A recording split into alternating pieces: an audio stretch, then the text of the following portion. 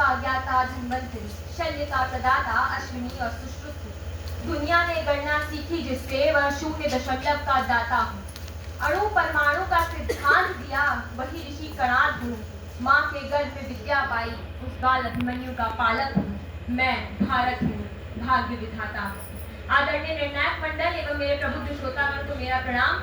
मैं लावण्या महिला महाविद्यालय की छात्रा आज आप सभी के समक्ष दिए गए विषय प्राचीन ज्ञान से बुद्धिमान प्रणालियों की ओर भारत की विकास यात्रा पर अपने विचार साझा करना चाहती हूँ। प्रारंभ करते हुए भारत हमारी मातृभूमि के अर्थ में ही ज्ञान की अपार निधि। भारत संस्कृत भाषा के 2 शब्दों से मिलकर बना। भा अर्थात ज्ञान का प्रकाश और रट अर्थात खोज में लगा हुआ, अर्थात ज्ञान के प्रकाश के अनुसंधान में लगा हुआ। यह मात्र एक भूभाग नहीं अपितु एक संस्कृति है, एक संस्कार है जो निरंतर न केवल ब्रह्म अपितु आत्मज्ञान की खोज में लगा रहता है। जैसा कि प्रारंभ में ही कुछ पंक्तियों के माध्यम से मैंने विश्व में भारत के योगदान की चर्चा की, यह स्पष्ट है कि यह पुण्य स्थली ज्ञान की जन्मदात्री रही। इस देश में नालंदा, तक्षशिला और विक्रमशिला जैसे वैश्विक ज्ञान के केंद्र रहे हैं, जहां दुनिया भर से विद्यार्थी और शोधार्थी अपनी ज्ञान पिपासा तृप्त करने आते हैं।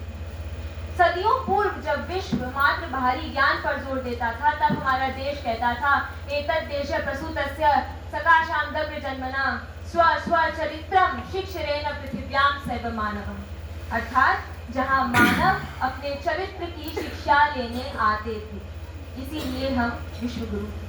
हमारी संस्कृति कहती है अविज्ञानस्य से विज्ञानम विज्ञातस्य च निश्चयम्, अर्थात जो ज्ञात नहीं उसे जानने की इच्छा रखना और जो ज्ञात है उस पर दृढ़ निश्चयी होकर उसे संदेह मुक्त बनाना, अर्थात निरंतर प्रगतिशील बने रहना।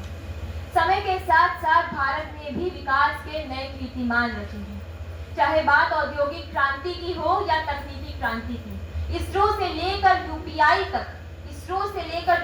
तक भारत ने विश्व का नेतृत्व किया है।